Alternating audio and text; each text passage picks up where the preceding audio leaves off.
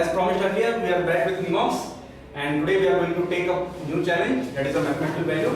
So how powerful is Mnemox with mathematical data? So we will be showing you the power of Mnemox, which you have not seen earlier with any kind of such demos. So this is first demo of its own kind for the pi value of pi. Okay. So first, what I am going to do, I have made 100 boxes over here. No trick, nothing. I am going to turn my back. I am going to write all the values. Okay, without checking anything in my hand, nothing in my ears, only specs are in my eyes. Okay, so as we know, the value of pi is 3 point something, or we know more specific as 3.14.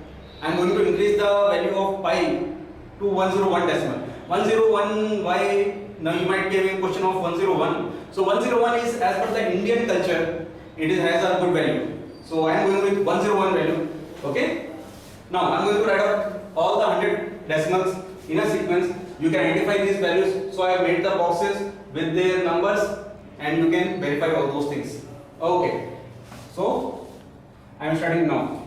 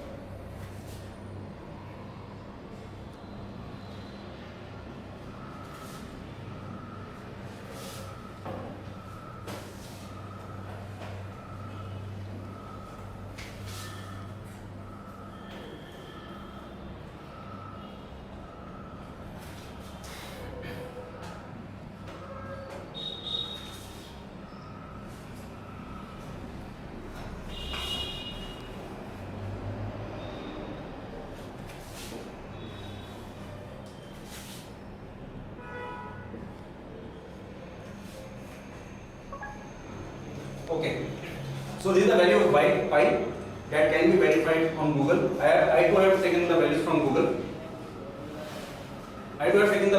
Google. Now I am going to recite the whole value in record time. Okay, so you might not have heard that how much time I will take. So I will not take a minute, 1.5 minutes. I might have taken 2.5 minutes or more.